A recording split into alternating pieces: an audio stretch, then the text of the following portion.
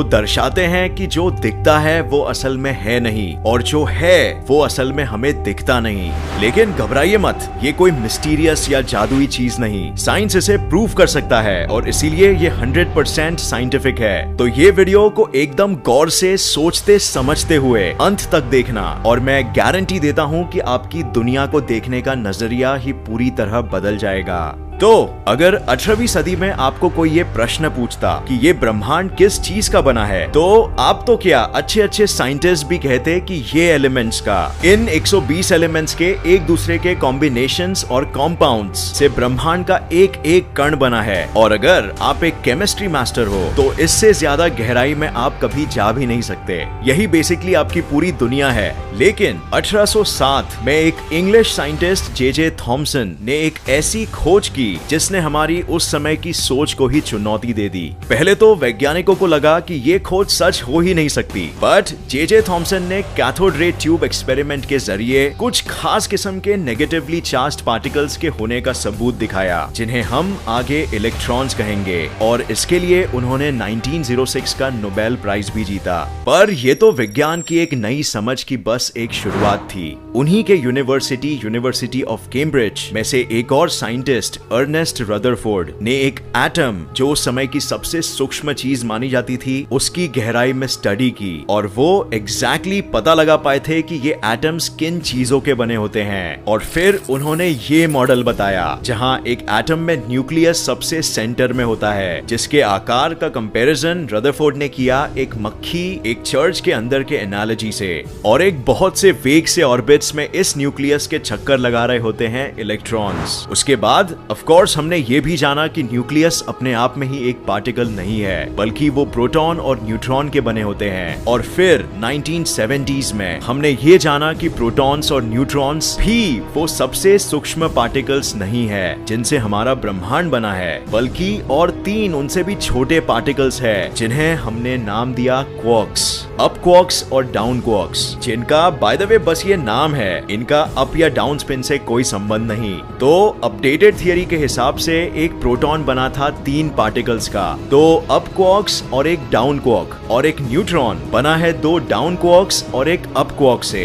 और ब्रह्मांड के ये मॉडल में हर कोई चीज इन्हीं बेसिक बिल्डिंग ब्लॉक्स की बनी है। ये ऑफिशियल था और ऑब्वियसली हर डिग्री कॉलेजेस में भी हमें सिर्फ यहाँ तक ही सिखाया जाता है। लेकिन यहाँ पे एक प्रॉब्लम है, और प्रॉब्लम ये है कि ये एक सफेद झूठ है। ये झूठ हमें इसीलिए बोला जाता है ताकि स्टूडेंट्स और आम इंसान ये थियरीज को आसान तरीके से समझ पाए, पर ये हमारी दुनिया की असल सच्चाई या वास्तविकता नहीं है। इस नजर से ब्रह्मांड को अगर आप देखो तो गहरे स्तर पर आपको कुछ भी समझ नहीं आएगा।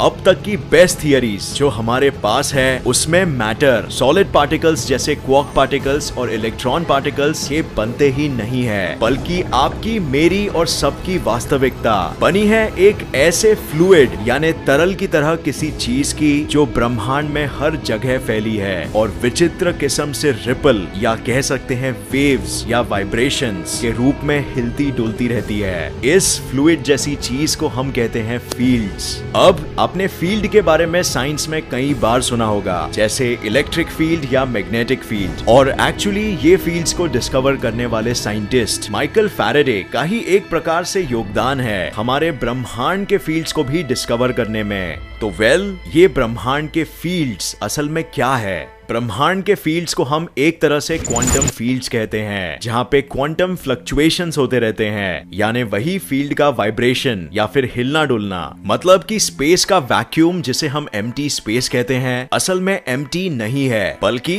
कुछ इस तरह दिखता है। अब ये सिमुलेशन बचकाना जरूर लगेगा, लेकिन ये क्वांटम फ्लक्चुएशंस को जितना हो सके उतना ज्यादा सटीकता से हमें दिखाता है। और ये कोई थियरी नहीं है, बल्कि हम इसे मेजर कर सकते हैं, जैसे कैजिमीर एक्सपेरिमेंट में कई बार प्रूव किया गया है। एक वैक्यूम जैसे कि स्पेस में अगर 2 मेटल शीट्स को एक दूसरे के पास रखा जाए तो कुछ समय बाद वो एक दूसरे से मिल जाएंगे, क्योंकि क्वांटम फ्लक्चुएशंस वो दोनों के बीच में कम होते हैं एज कंपेयर टू दोनों के पीछे साइड, और इस वजह से यही क्वांटम फ्लक्चुएशंस उन्हें पीछे से पुश कर देते हैं अंदर। तो बेसिकली ये है हमारा स्पेस जिसे हम नथिंग कहते हैं। ये सबसे बेसिक चीज है और फिर भी बहुत ज्यादा कॉम्प्लिकेटेड। आप इमेजिन कर सकते होंगे कि इसके मैथमेटिक्स कितने मुश्किल होंगे। वेल, फिजिक्स और साइंस के सभी और थियरीज के मैथ से भी ज्यादा मुश्किल। तो अब सवाल ये आता है कि क्वांटम फील्ड बनता किसका है और ये वाइब्रेशंस आखिर होते क्यों हैं? तो ये कोई जादू नहीं है, बल्कि ये बने हैं अलग अलग फील्ड के लेयर्स यानी परतों के। अब क्योंकि हमने पहले पीरियोडिक टेबल के एलिमेंट्स को ब्रेक डाउन कर दिया था, तो फाइनली हम कह सकते हैं कि यूनिवर्स ये 4 सूक्ष्म पार्टिकल्स का बनता है। इसमें से सिर्फ हमने न्यूट्रिनो के बारे में बात नहीं किया था, पर न्यूट्रिनो एक बहुत ही छोटा पार्टिकल है जो बेसिकली किसी भी ऑब्जेक्ट या दूसरे पार्टिकल से इंटरैक्ट नहीं करता। अब इन चारों चीजों को हम पार्टिकल्स जरूर कहते हैं, बट क्वांटम थियरी में ये 4 असल में पार्टिकल्स नहीं है, बल्कि ये 4 फील्ड्स है, जैसे इलेक्ट्रोमैग्नेटिक फील्ड, और ये फील्ड्स में डिस्टर्बेंस या फिर वाइब्रेशंस को हम पार्टिकल कहते हैं। सो जैसे ये 4 पार्टिकल्स है, वैसे एग्जैक्टली 8 और पार्टिकल्स हमने आगे डिस्कवर किए, पर ये नए 8 पार्टिकल्स की प्रॉपर्टीज बिल्कुल सेम ही है पहले के 4 से रिलेटेड। सिर्फ अंतर ये है कि उनका मास ज्यादा है। जैसे आप इस टेबल में देख सकते हो कि इलेक्ट्रॉन्स की जो भी प्रॉपर्टीज है वो सेम प्रॉपर्टीज उसके नीचे के 2 एलिमेंट्स मुऑन और टाउ पार्टिकल्स की भी है, बस उनका मास इलेक्ट्रॉन से कई गुना ज्यादा होगा। वैसे ही सेम न्यूट्रिनोज, अप क्वार्क्स और डाउन क्वार्क्स का भी है। जो भी एलिमेंट्स उनके नीचे दिखाई दे रहे हैं वो सभी सेम है, बस सिर्फ उनके मैसेस ज्यादा है और इसीलिए हमने उन्हें अलग अलग नाम दिए हैं। लेकिन ये बस नाम है, नाम का उनके पोजीशन या उनके स्पिन से कोई भी लेना देना नहीं है। तो अब हमने बात कर ली सारे पार्टिकल्स की।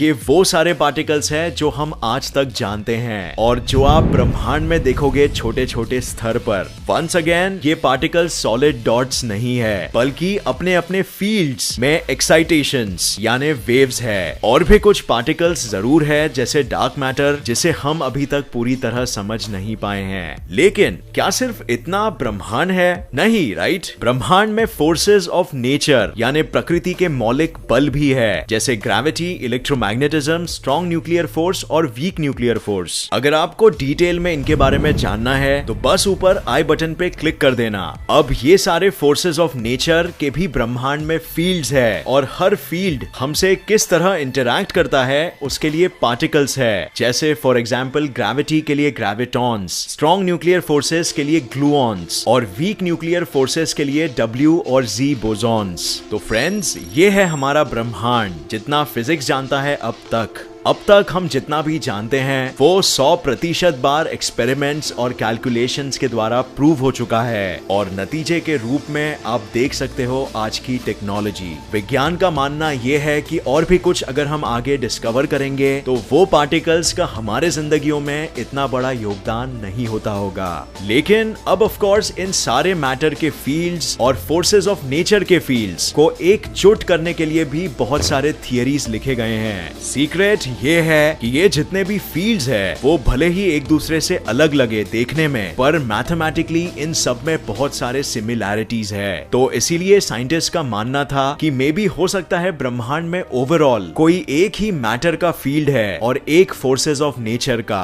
और हम उन्हें बस अलग अलग एंगल से देख रहे हैं और मे बी इसीलिए वो हमें थोड़े से अलग दिखाई देते हैं। इससे भी ज्यादा चौंकाने वाली बात कि मैटर के 12 फील्ड्स और 4 लॉज ऑफ नेचर के फील्ड्स भी मैथमेटिकली काफी हद तक आपस में सिमिलैरिटीज दिखाते हैं। तो क्या ऐसा हो सकता है कि मैटर के फील्ड्स और लॉज ऑफ नेचर के फील्ड्स एक दूसरे से ही रिलेटेड है? वेल, एक थियरी ऑलरेडी है जो इसी विचार पर काफी डिटेल में घुसती है और काफी एस्टैब्लिश्ड भी है, और उसका नाम है द सुपर सिमेट्री थियरी। लेकिन अगर आप इससे भी ज्यादा एम्बिशियस होना चाहोगे और सोचोगे कि ये सारे ब्रह्मांड के पार्टिकल फील्ड्स और फोर्सेस ऑफ नेचर के फील्ड फील्ड्स अगर एक और सिर्फ एक ही फील्ड है और हम उन्हें बस डिफरेंट एंगल से देखते हैं और इसीलिए हमें वो डिफरेंट लगते हैं, तो उस चीज को भी एक्सप्लेन करने के लिए हमारे पास एक बहुत ही काबिल थियरी है और वो थियरी है द स्ट्रिंग फील्ड थियरी। चाहे वो मैटर के फील्ड्स हो या फिर फोर्सेस ऑफ नेचर के, सभी कुछ संभव हो पाता है स्ट्रिंग फील्ड में एक ही किस्म के बहुत सूक्ष्म स्ट्रिंग्स के वाइब्रेशंस द्वारा।